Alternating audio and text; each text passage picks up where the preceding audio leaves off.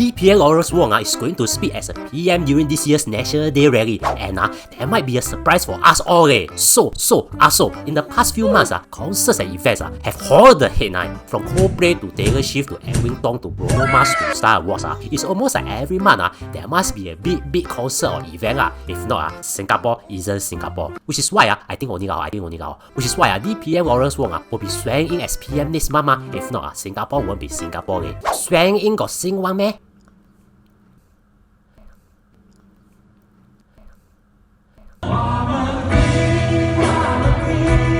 Yeah, so after Star Awards, it's Lawrence Wong swearing in event on 15 May. And what can we expect from now until, the general elections? You can wait and see. But waiting is too boring. So thankfully, we have political analysis, also known as political scientists, who are experts in politics, as they spend a lot of time analyzing politics.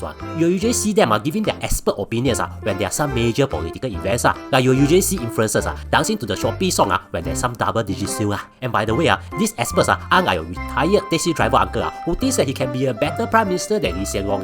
They are usually professors or researchers in universities or even in think tanks. Basically, your uncle is just a guy who buys 4D and thinks the possibility of winning is 50% since it's either win or lose.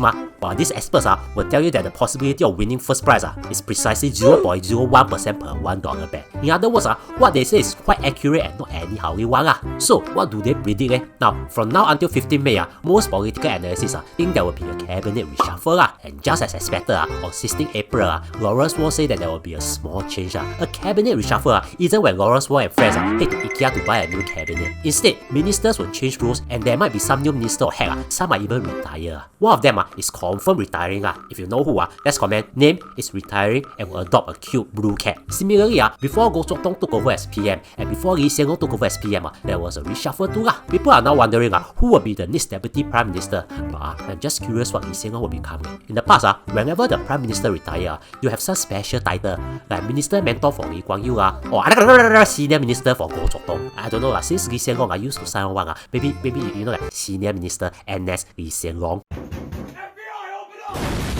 Now, here's the meat of this video. When is the general election? According to most political analysts, it's a good time for Lawrence Wong to become PM in May 2024, cause you have time to seek mandate before the general elections. Also, cause the world very unstable now, we can then have a new team from Lawrence Wong to navigate this uncertainty, like how he did during the COVID-19. Many political analysts think that therefore the general elections will occur around September to November this year, which is after National Day, where we all suddenly feel just for singing home. But why do I say National Day rally is important for us? You see, back in 2004, during PM Lee's first National Day rally, he announced that the civil service will work 5 days instead of 5.5 days, setting the foundation to make a 5-day work week a norm. See me, last time you all work 5.5 days. Yeah, Saturday work half day. Wow, no wonder before 2004, Gen Z people weren't born yet.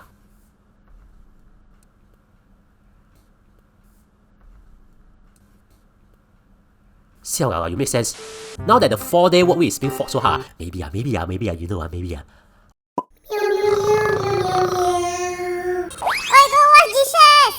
But anyways, if you want to know more about 4-day work week, watch this video and also subscribe if you think you have become smarter.